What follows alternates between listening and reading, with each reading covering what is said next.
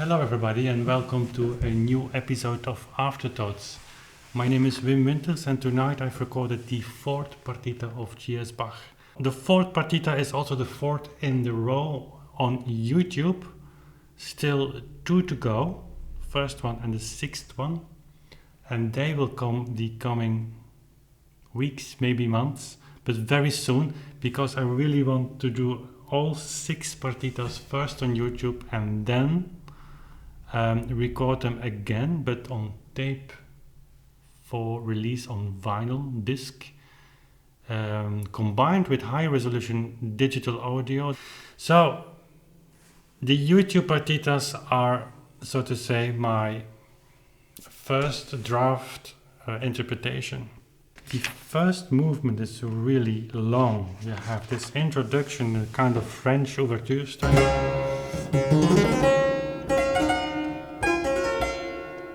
And then you come to this fugue. It's not really a fugue, but it's kind of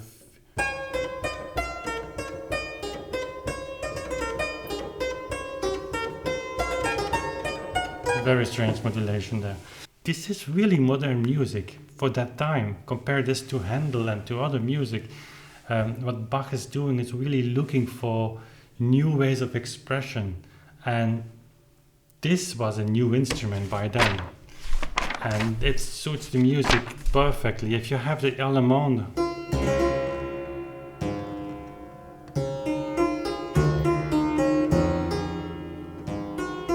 it can make a difference in the bit. Softer.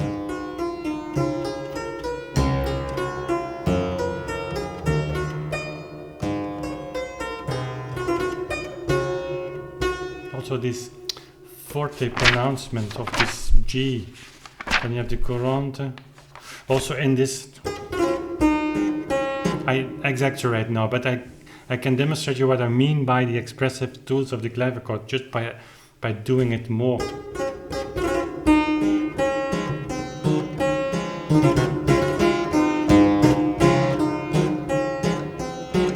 Also these short notes, if you want to have the direct response of it, that's really what a clavichord can do. Also like the Sarabande, this silence that you have.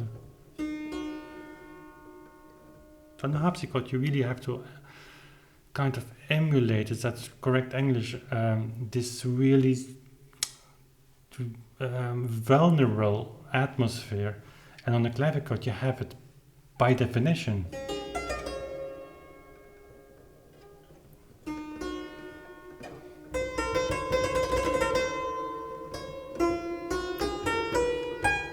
Also this, I can make it stronger, I can make it sound more harsh actually. Softer, also more gentle.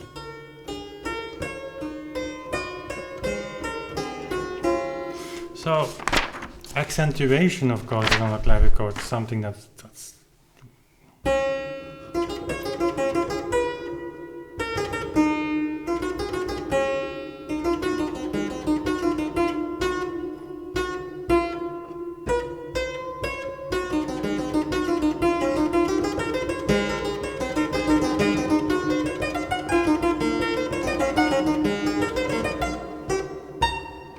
so, okay, but that's on the clavichord. The difficulties, maybe that's an issue. I was thinking about that just to focus on the difficulties of this piece, technically spoken, which is kind of remarkable. They all are difficult. All 6 partitas are really exceptional difficult, certainly seen in the context of the time. And remember that this music, although Bach printed it himself in 1731, if I remember well, it was shared only by amongst a few musicians really, and I think that only Bach and his sons and some of his best students could play this. This was not concert music. So what we're doing today, I proposed a concert with 2 evenings playing all of the Bach partitas is actually quite very unauthentic. That would never happen. Then, like the well-tempered clavier is no concert music. It's really it's not only for practicing, it's not only for study, but it's for sharing in small groups, very intimate. And of course, then again, the clavichord is a perfect instrument. Technically spoken, and that's what we could emphasize, this is really difficult. If you see here in this kind of fugue down,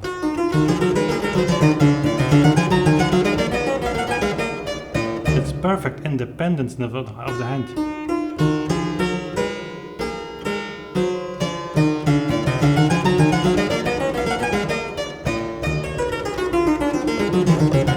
So the scale going downward. And the right hand starts it, left hand takes over, but the right hands have to prepare again higher than where it started to make this new this upbeat. It's very important. Sorry.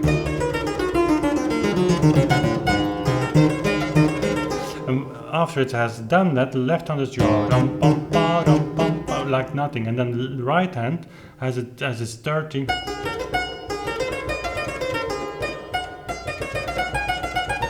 So the complexity of this is really immense. And in the fugue you have, certainly the well-tempered clavier or in the art of fugue, there are some very, very complex situations. But here there is another element, that's the technically element that's added in 100% in that. Like here, you come here. Just change of key. It's like César Franck. It's going through all kind of keys.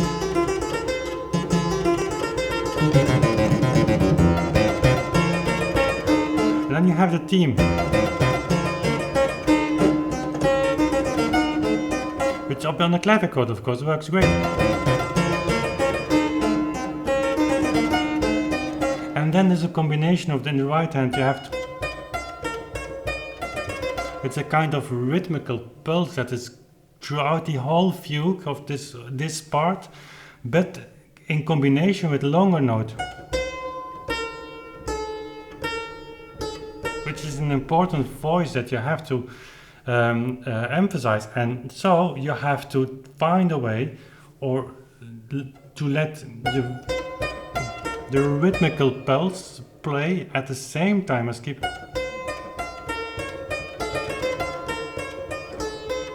But at the same time, left hand.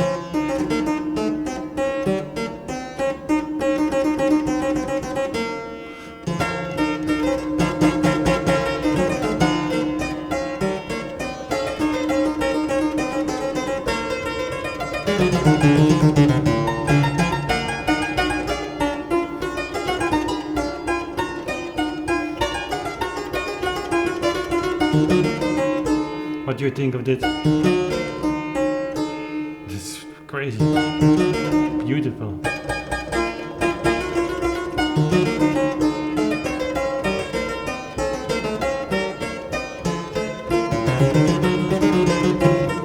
So it's even difficult for me just to start right in the middle of the piece, but you have to make all the voices clear, and that is difficult on its own.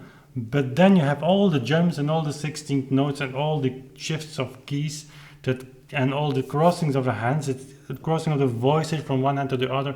It's combined into that. So it's not for nothing that he calls this first part of 6 partitas clavier U-boom. And then you have this. It's like Beethoven is going from the middle, right hand to the top, left hand to the bass. So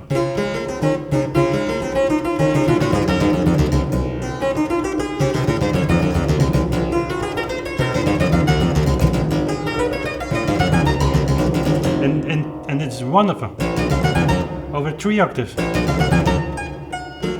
And then on an instrument like this, forte and down, a change of tonality of character.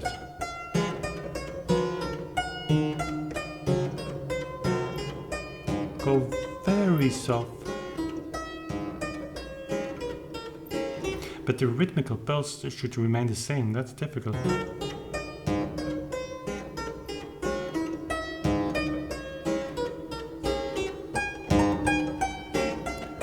Beautiful entry of the left hand.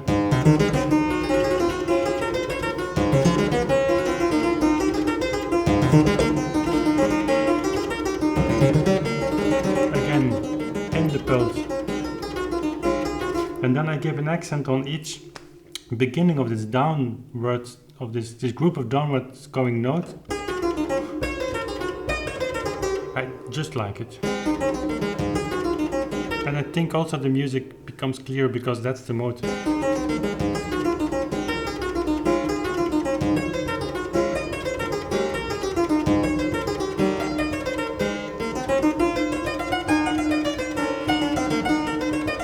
Also here in the right hand, these long G and the long A should be emphasized.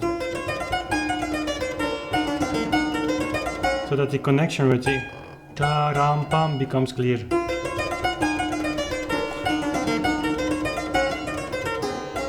But of course the left hand shouldn't care because it just continues.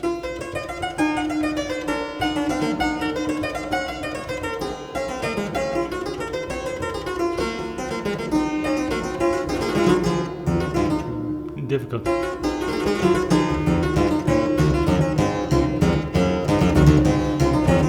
And listen how he uses the complete instrument from G to D. There's a little bit larger.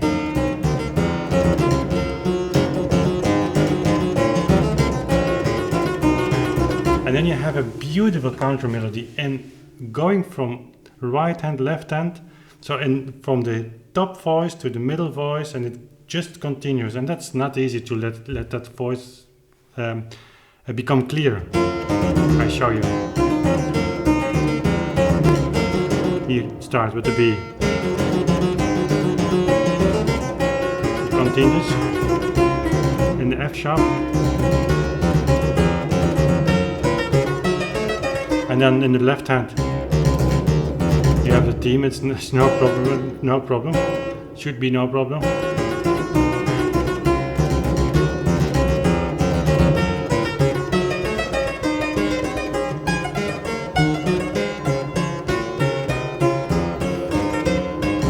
So in the Allemande, there are not really technical difficulties. What is difficult here is to start in the right tempo. I mean the right tempo that when you have these 30-second notes, you start with 16 notes and actually with a very long half note, open note. So that you feel the tempo, the same tempo that you want to have when you have these faster note, I'm sorry.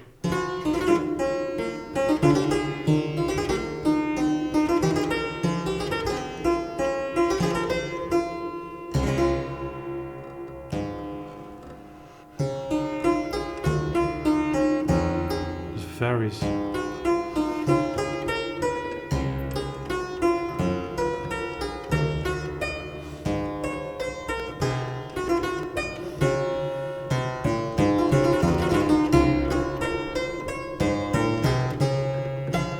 And then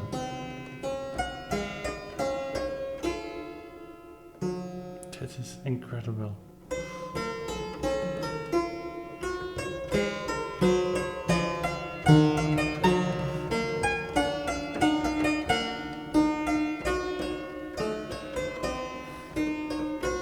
Also these small lines in the left hand, they actually guide the right hand throughout the whole piece. Listen to, you have the bass and then you have in the left hand the second voice. And really pay attention to that.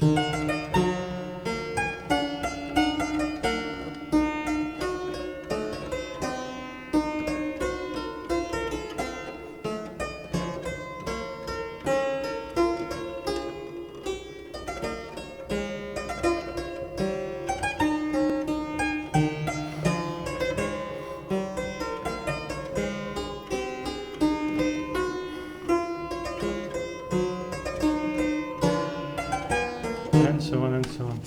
Really incredible music.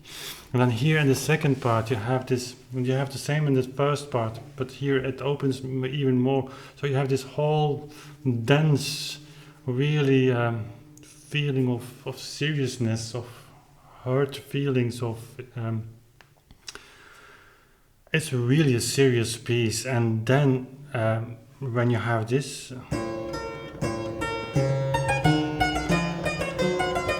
so kind of closing statement, so to say, from a whole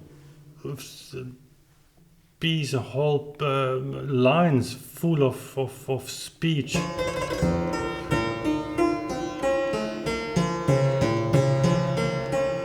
And how this opens is really... And then the bass. It's really carrying the piece.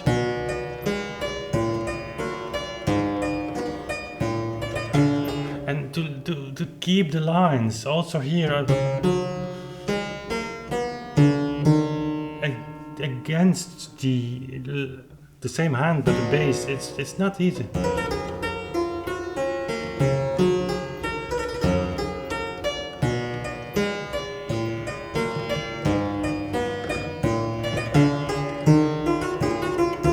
And then the right hand just continues, and if you can separate that, to my feel that's so nice. Again, we've talked a lot about this three-dimensionality. Then the Courante, you can say a lot about that. The aria, Sarabande, the same thing as in Allemande. Think on the tempo you have to. It's so in big contrast. It's very strange beginning. That's my tempo.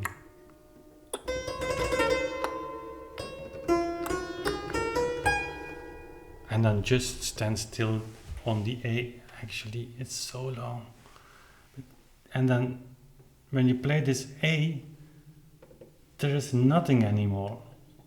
And what is Bach doing? He just continues in a kind of reflection on that A, but in one way or another, he doesn't pay attention too much. It's like there has been something, people have noticed it, but just continue. Just a moment of silence, and they say, well, hey, was there something? And they continue. But in one way or another, this strange beginning has influenced the conversation. Because if they continue like this,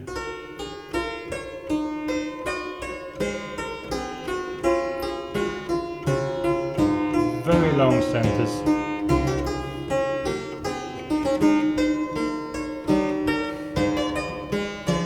So on the bass, these jumps are always important.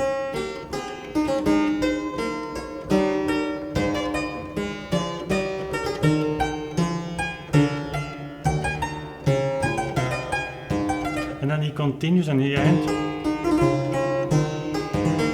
Beautiful. And then again.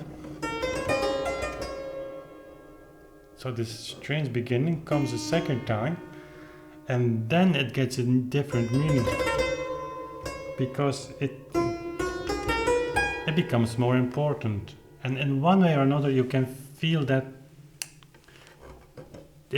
that this influence becomes bigger and bigger. Same in the second part of that. And beautiful how he comes back.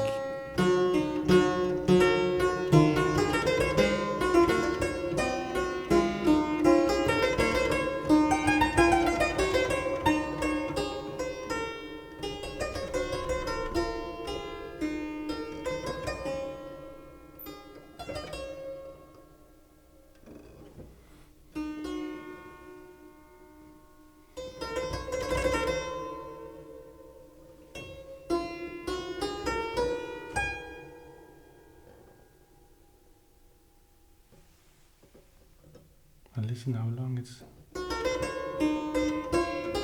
And then he continues, very nice, because it is as if he says, well, I know it. I mean, I know that it's present, this dramatic thing, this voice of God, if you want.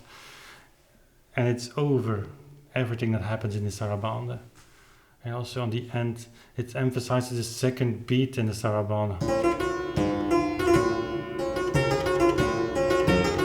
It's actually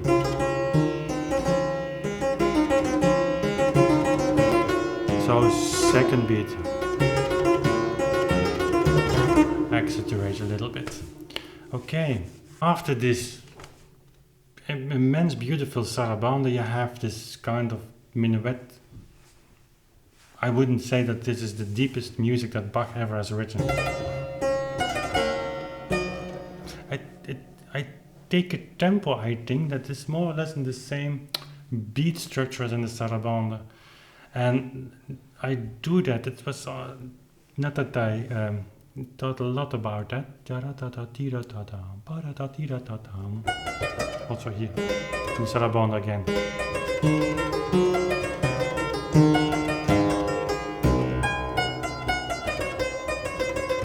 Because it lasts quite a long time, and you are used to this beat.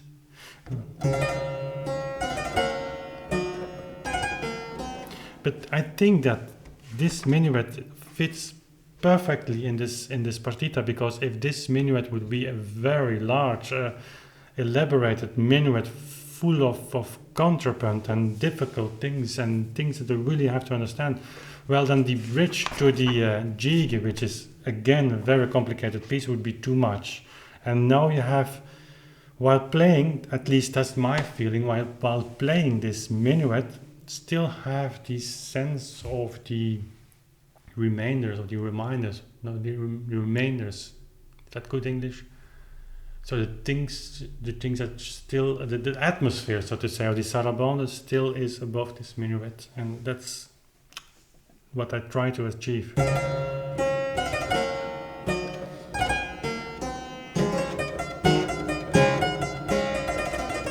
It's a kind of codas. That's the way I feel it. It's kind of coda to this Sarabande. So I think that's the reason why I choose a beat structure that meets that of the Sarabande. And then, if you then continue to the Gigue, that is this really a big contrast, because you have on the end of the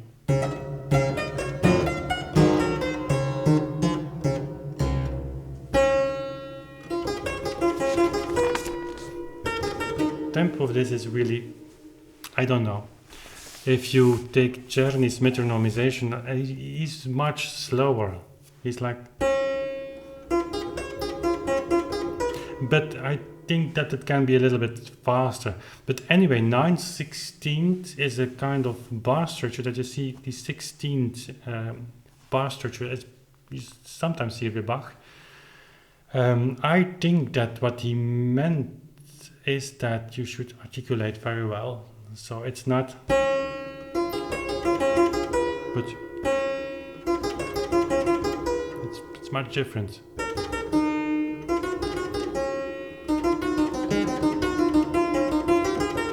So the accentuation is also very, because it not only serves to make the melodic lines clear, but also as a rhythmical pulse. This is terribly difficult to play. I once played it on concert in Brugge. You might remember that. And that's, if you do that for the first time in public, it's really so frightening, really. Because you don't have support. Right hand is jumping, is making difficult things, unlogical things sometimes. Left hand is doing the same thing. And then you have a third voice. Really, when you play this, and always the same feeling when you play this, the second entry.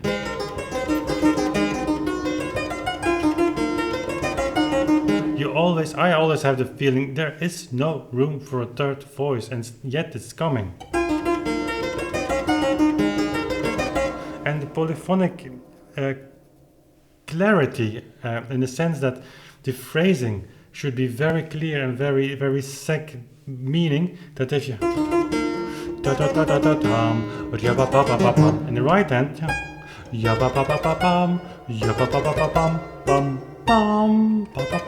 pom, pom, and the left hand jump, pom, ta-ram, pom, ta-ram, pom.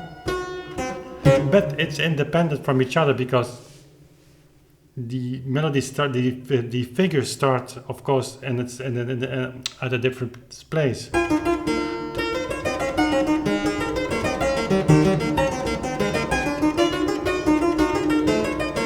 And then the same ta-ram, pam, ti-ra-ra, pa-pa-pa-ra-ta-ta-ta-ta.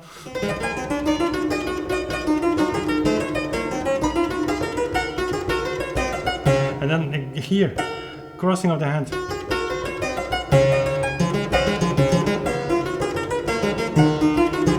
If you see the fingering here, it's really. So here you have to jump to the fifth finger. Takes a little bit of the right hand, theme entrance. One note you have to play with left hand. The G, you cannot make it too short because you will hear it. Then the F sharp must take over from the E here, but not as an accentuated note because the accent is on the G. Same here. So that's really hard. And at the same time, it should sound really easy. Dum, da, dum, da, dum.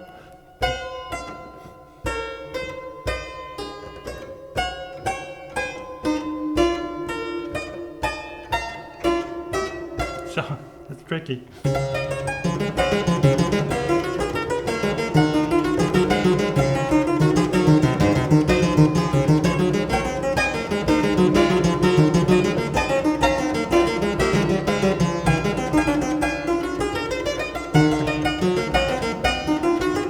Also here, tum, tum, pam, but at the same time you have the left hand.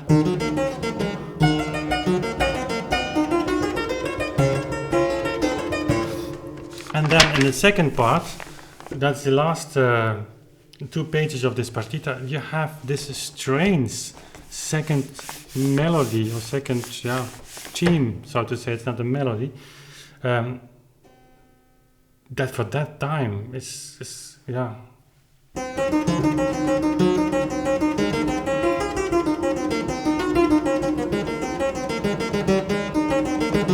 And then it goes to the theme. So it looks like a kind of introduction to a new theme entrance in the left hand, but when the left hand does that, the right hand gets this very odd theme again, which has kind of accentuated note, this one. And you get this word with ta ta ta ta ta ta ta ta ta ta ta ta ta tam pam pam ta ta ta tam tam ram pam, but at the same time tam pa pa pa pa pa pa pa pam, as if there is no change of rhythm. And you can of course not do that, but I think by doing that again, this three-dimensionality becomes clear. Two voice is difficult, but the third voice will require the same attention, and then it's really yeah.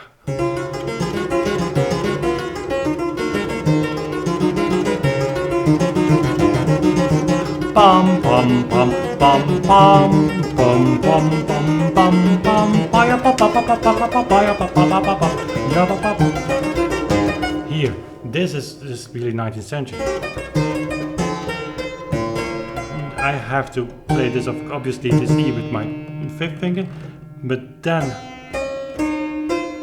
take over here this last note with the right hand, because I have to jump for a new bass note, and then release it soft. If you study the fingering with J.S.Bach, what I'm doing now, because as I told you I have some projects in my mind with that, you won't find this. This is 20 years before, 30 years before J.S.Bach writes his book, but this is really, hoog categorie, the French would say. So, exceptional.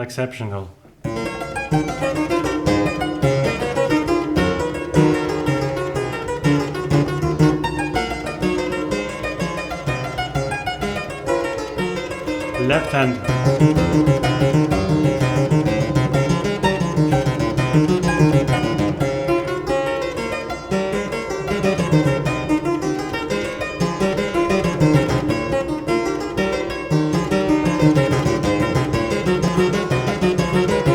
Theme. And then beautiful. Really a dialogue, right?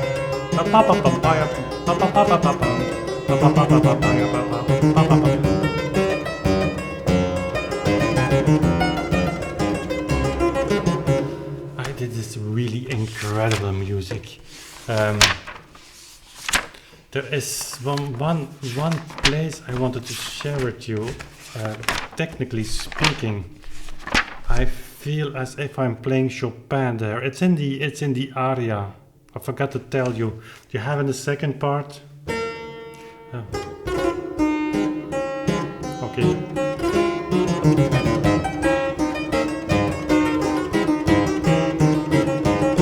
Have you seen what you have to do in the left hand?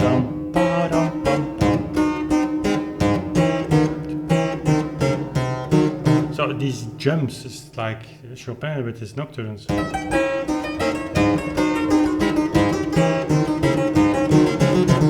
Again, there you just cannot fall on the A because you have to play it as you want as a clavichord, you know? You can just hit it fortissimo.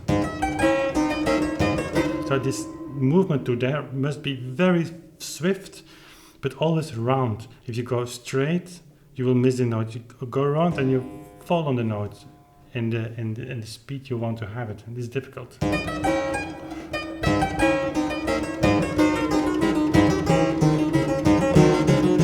And then